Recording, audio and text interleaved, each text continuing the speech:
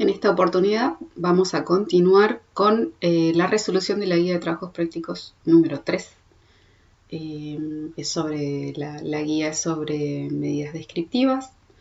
Las medidas descriptivas que estamos viendo son las medidas de tendencia o de posición central, la media, la mediana y la moda. De posición relativa, los cuantiles, cuartiles, percentiles y deciles. Las medidas de dispersión, tanto las absolutas como las relativas, y la de forma que hablan sobre el sesgo de la distribución, la forma en que se distribuyen los datos, su sesgo, o su asimetría o simetría, y la kurtosis. Estas medidas se pueden determinar o calcular tanto para los datos sin agrupar, o sea, datos desagrupados, sin estar agrupados en una tabla de frecuencia, y datos agrupados en una tabla de frecuencia. Las medidas descriptivas sintetizan la información que nos puede aportar un conjunto de datos. ¿Sí? Son medidas de resumen que junto con las tablas y gráficos son las herramientas básicas de la estadística descriptiva. Estas son las medidas que estaremos calculando, la media, la mediana y el modo, algunos cuartiles y quizás percentiles también, el rango intercuartílico que es parte de una medida de dispersión también, que es la diferencia entre el valor del Q3, sería el cuartil 3 menos el cuartil 1. Después vamos a ver medidas de dispersión. El rango lo vamos a calcular para poder trabajar con la tabla de frecuencia, que es la primera medida absoluta de dispersión, la variancia y el desvío estándar, y también el coeficiente de variación. Y después tenemos las medidas de forma, que son las de asimetría, las absolutas y las relativas. Primero el índice de asimetría, que tiene unidades, y el coeficiente de asimetría de Karl Pearson, que es adimensional y que es relativo al desvío. Y calcularemos también el coeficiente de kurtosis. Bien, vamos a la guía. En la guía podemos ver que se nos solicita que organicemos estos 20 datos de ganancia de peso diario de 20 novillos que fueron sometidos a una dieta experimental de engorde a corral durante 120 días. Fíjense que la variable está en gramos, es una variable de tipo cuantitativa continua. Son 20 datos, 20 resultados que deben ser organizados en una tabla de frecuencia de 5 clases. ¿Sí? Acá no tenemos que hacer el cálculo de la cantidad de clases utilizando la regla de Sturges o aplicando el cuadrado, la raíz cuadrada, del tamaño de la muestra. Pueden obtener rápidamente el valor o la cantidad de clases que tiene que tener la tabla de frecuencia. En este caso nosotros tenemos 5, acá ya está definido. Lo primero que vamos a hacer es transponer esta lista, ¿sí?, de datos, transponerlas, ponerlas en una sola columna y hacerle una estadística descriptiva. Todo lo podemos hacer a mano, un rango podemos calcular a mano con las funciones que tiene Excel o pedirle con el complemento de datos, pedir que nos grafique, que nos determine las medidas descriptivas básicas. Entonces vamos a datos, análisis de datos y vamos a pedirle estadística descriptiva al complemento. Para ello nos solicita que ingresemos todos los valores que van a ser utilizados para el cálculo de las medidas descriptivas. Dice que están agrupados por columnas. Después le vamos a pedir un rango de salida que sea cerca, aquí mismo. Y le vamos a pedir que nos dé un resumen de las estadísticas. Bien, acá ya nos tiró los resultados y con ellos vamos a empezar a construir nuestra tabla de frecuencia. Estos datos son datos, estas son estadísticas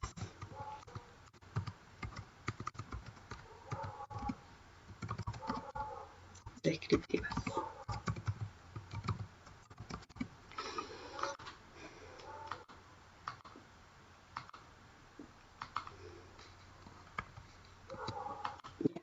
Entonces, ¿qué tenemos acá? La media, acuérdense que la variable, respuesta a la variable que se midió, es una variable tipo cuantitativa continua, tiene unidades, fue determinado, la ganancia de peso se determina haciendo una diferencia entre el peso final y el peso inicial de cierto periodo.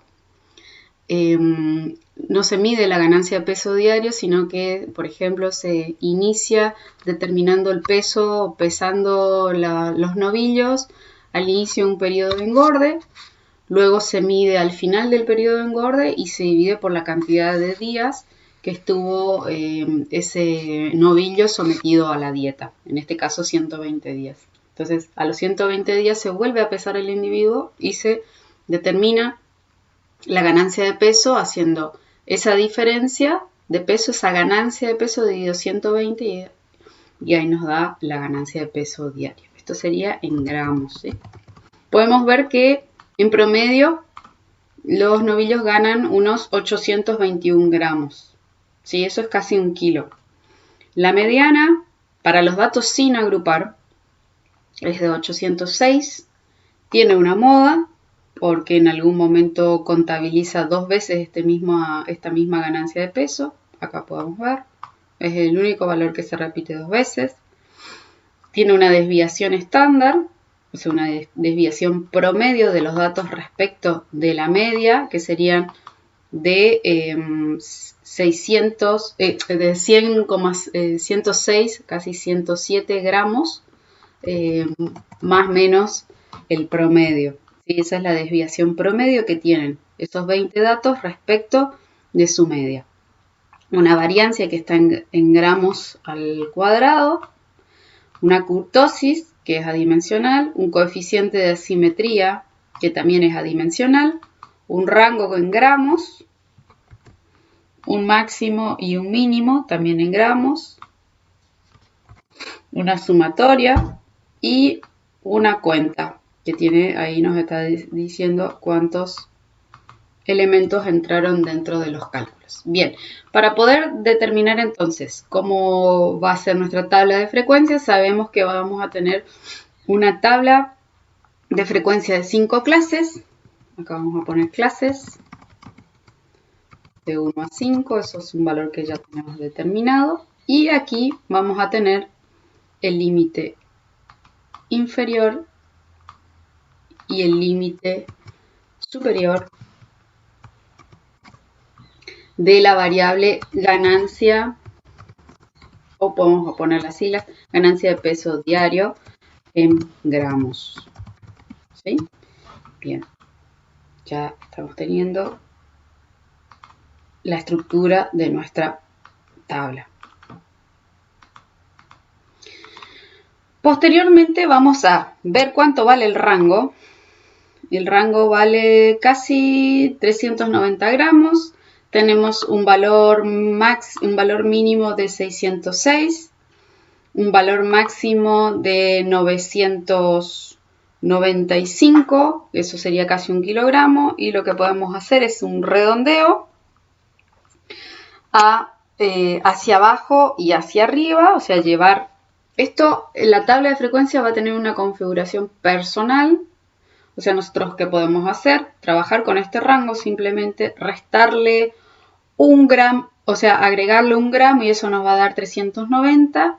Y ese gramo que le agregamos para construir el rango prima, se lo restamos al límite inferior, o sea, se lo restamos al valor mínimo y se lo sumamos al valor máximo para tener el límite inferior y el límite superior de la tabla. Yo lo que voy a hacer acá es un redondeo, como la magnitud de la variable va en el orden de los 1000 gramos, sería del kilogramo. Yo voy a redondear directamente hacia abajo, hacia los 600 gramos y hacia arriba, hacia los 1000 gramos. Entonces voy a tener un rango prima de 400 gramos. Ese va a ser mi rango. La amplitud máxima que va a tener mi tabla. ¿Sí? Entonces el rango prima. El rango prima va a ser de 400 gramos.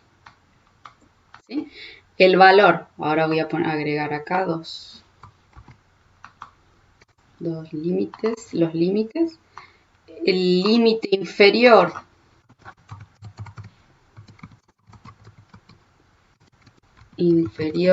de la tabla es 600 y el límite superior de la tabla, límite superior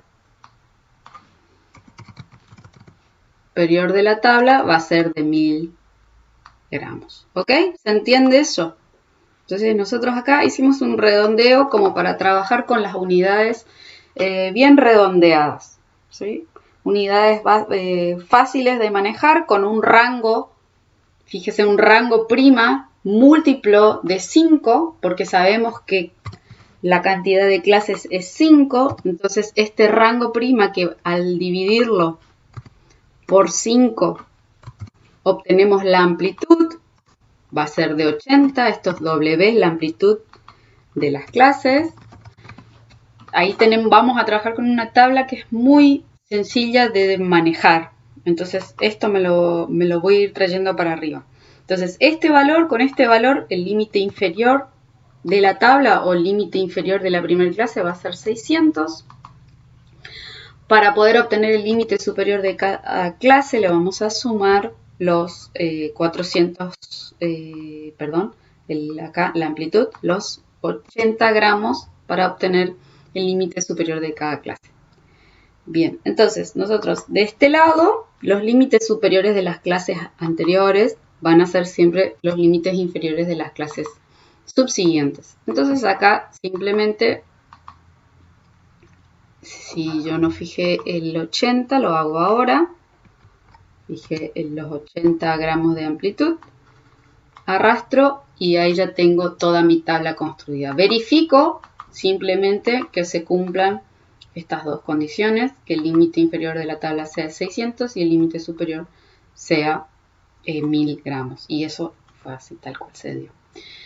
Ahora no nos vamos a detener a hacer la distribución de manera manual, distribuir todos estos 20 pesos en estas 5 clases, sino que le vamos a pedir al complemento de datos análisis de datos que nos haga un histograma, pero previamente al histograma él hace determina la columna de frecuencias absolutas y para ello tenemos que dar el rango de entrada, que son los valores que tiene que asignar a cada clase, y el límite superior para que Excel sepa hasta qué valor tiene que incorporar en cada clase, el límite superior de cada clase.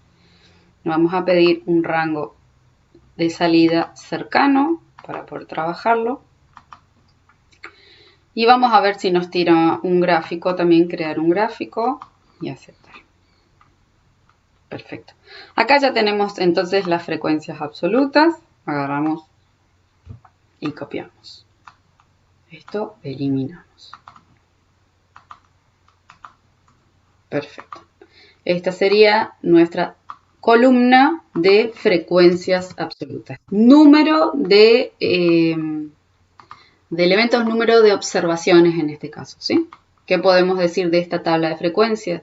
Que hay dos novillos que ganaron entre 600 y 680 gramos de peso diario, ¿sí? Eso fue su ganancia diaria, entre 600 y 680. Fíjense que acá ya hay una asimetría, porque si después lo graficamos vamos a poder ver que hay un sesgo hacia la izquierda y una acumulación de mayores frecuencias hacia la derecha. Eso nos va a decir que hay un sesgo negativo. Que estos valores mínimos, o sea, de extremos, arrastran a la distribución. Entonces, vamos a leer un poquito qué nos pide acá. Organice los datos en una tabla de frecuencia y determine todas estas frecuencias. Bueno, eso lo vamos a ir haciendo por partes. Y después construya un gráfico en el mismo par de ejes, el histograma y el polígono. Y también el gráfico de frecuencias acumuladas. Después calcule la media, la mediana y el modo, la variancia, el desvío está en el coeficiente, interpretar los resultados, agregar el rango intercuartílico, calcular el coeficiente de asimetría y representarlo gráficamente